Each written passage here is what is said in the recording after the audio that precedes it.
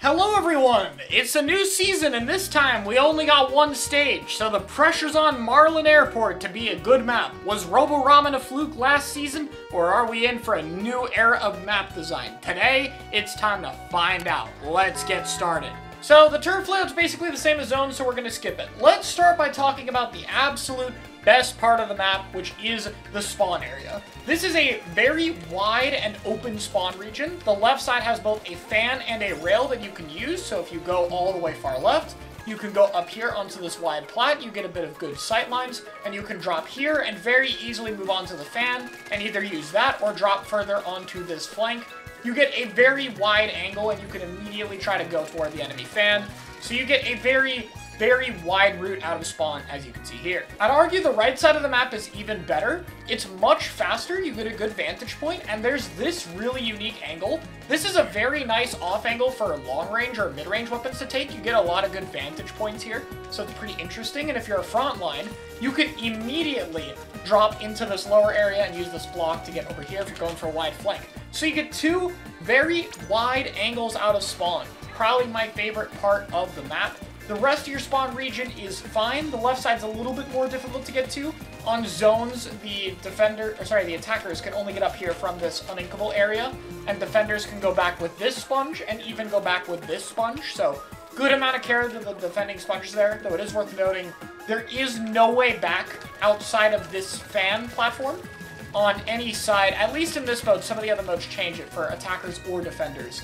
And that kind of leads to my main issue with the map. Now, the other modes address this, so I'll get to it when it happens, but at least for zones right now, you have to climb this fan, which you can do from this angle, or you can do from this left side here. But you have to climb this fan, and then you have to jump across from the fan. So let's talk about this fan choke point. Obviously, it's fine to have areas in the map that everyone needs to go through, but let's directly compare this to the S1 Anchovy fan it's clearly based off of. The fan in that game has walls around it that are inkable from 3 different directions, and once you're on the fan, you have a jump to the far right, one really cool jump over this wall, and 2 in the front on the right and left side. In Splatoon 1's Anchovy, there are many more ways in and out of the choke than in Marlin's fan in this game. And as a side note, it's actually way more than Splatoon 2's fan from the Anchovy port in that game, which was where the more restrictive map design trend started. But I'll save going more in depth on this much larger topic that encompasses much more than just map design for a much larger video project. So for now, let's go back to talking about Marlin.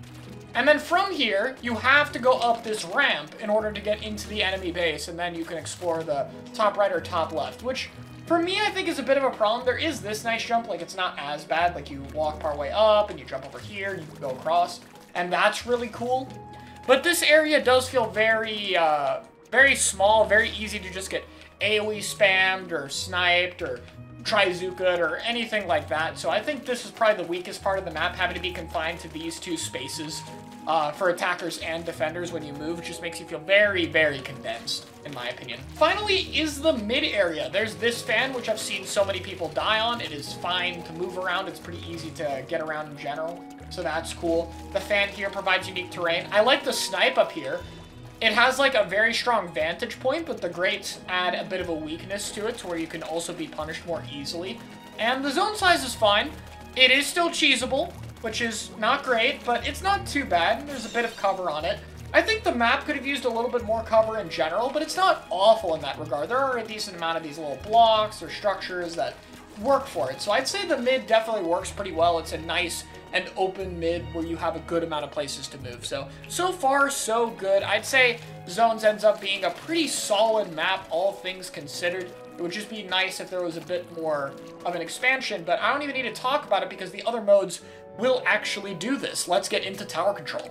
So next up is Marlin Tower Control. Now the spawn area has already changed a little bit. This area that was usually a bit different is now only accessible on the right side. So if you're an attacker, you can't go up on the left side, but there is a sponge here, and this sponge is still here. But you can now go up on the right side. You can use either this ramp or this nearby wall to kind of walk up, and yeah, you can squid roll like this to get here a bit faster. This fan is now, like, really tiny. It's kind of silly. It has some uninkable with it. It's a little odd, but it's not that big a deal. The other notable change on tower control is that, for whatever reason, the grates just aren't here. I don't really know why they took them out. They're only gone in this mode, so it's a little confusing, but that's there. You can squitter onto the tower from the fan, so that's pretty neat. And then basically the only change is the tower path here. The first check is next to the fan. It feels a little bit safe, but it's overall fine. It's a very long checkpoint to get through. Once the tower gets to this right side, you are able to jump across here a bit early, so this becomes a different path. It's a pretty good angle for the tower to go, in my opinion. I think it's fine. It's very easy to kind of get some defensive sightlines on the tower, but attacker-wise, if you can get up here, it can be a little snowbally. I do think having the checkpoint over here behind that area does help at least a little bit. It allows defensive vantage points from this high ground here to be pretty good to use. And then the rest of the tower path is fairly simple. It goes up here by this fan area. This is probably where it gets a little bit attacker-sided, to be honest. There could have been a little bit more defensive high ground up here, because getting a crab or anything on tower at this point is going to be a little bit strong, but all in all, not a bad tower layout. The extra route over here is pretty good. And, I mean, the snipe thing is gone, which is a bit unfortunate, but the map's pretty similar, all things considered. I think it is a pretty solid PC layout. So, Rainmaker oddly removes the defensive sponge over here, and in this area, now we finally have both paths being accessible. The fan is still back to its different shape here, going across, but you can actually use this wall and then go across this side as an attacker, and you can go toward the left here. This wall is still paintable, so finally this area is a bit less condensed. You still have to use this fan, sort of, and I'll get to that in a bit. Rainmaker's also really weird in that the fan here is not actually on, so you kind of, like, you can go back from this Rainmaker pedestal jump, but it is more difficult, which is a little bit earlier, so that is a bit odd. The Rainmaker kind of just sits up here, which is pretty self-explanatory. The grates are back. Everything else is basically the same. So when you grab Rainmaker, and you get this checkpoint, this fan appears, and a new fan appears. This fan is here on Clam Blitz and Rainmaker after the checkpoint, and, yeah, now you can go up here. It even connects this far. Why is this fan only here on Rainmaker and Clam Blitz? I don't know. I don't know why it's only here. Like, even the platform is here in the other modes, but in Rainmaker and Clams, it's fixed. So now in Rainmaker, you can actually approach from 2 different areas instead of 1, and then you get into 2 different higher areas instead of 1, which makes it feel a lot less restrictive.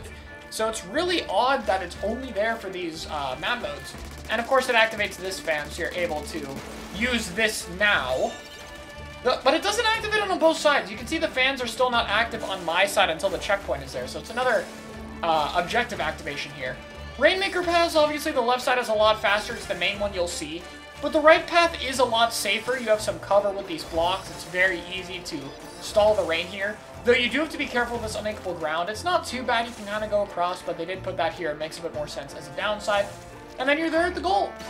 There is also a Rainmaker free in this area. I'm pretty sure this would be a solid stalling area, and the sides also have the Rainmaker free, so that makes sense. And finally, Recon has a bit of an odd glitch. The fans work after getting it back to 0. They don't go back down. And when you try to dunk the rain as it's descending,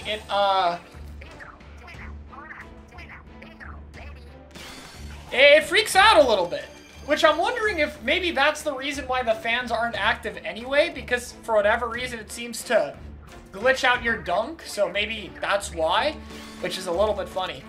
This first check is incredibly easy to get. I mean, look at this, like, it's basically 2 Dowser Dooley dodges away from mid. It's insane how close this actually is. This is probably the easiest first check ever. I mean, look at it, it's literally the same distance as, like, my standard fire on this gun. It's a little bit odd that it's this close, and yes, the walls here are still the same, so you can still do this little flank once the fan is active. And finally, the best map mode, in my opinion, is Clam Blitz. Now this defensive sponge is back. This area is the same as Rainmaker, for the most part, you know? It's all here. And both fans are here. And in fact, in this mode, with the fans making this jump a little bit easier, there is a really cool, but admittedly difficult jump you can do here, like this. I wouldn't really recommend it, but it's kind of cool that it's there. I like that. It is a lot easier on Rainmaker and Clams than Tower and Zone, so that's cool. I like this extra fan. It's here at all times. It is a little awkward to activate since you have to look away. Like, if you want to shoot this fan, you have to kind of turn. So it's much easier if you have, like, a bomb or a long-range weapon to kind of shoot this fan and activate it for you. But outside of that, it serves the same purpose. And honestly, the fans make it pretty good against Kraken Cheese because if you are fighting Kraken Cheese, you can raise the fan and shoot the Krakens as they try to climb up the wall.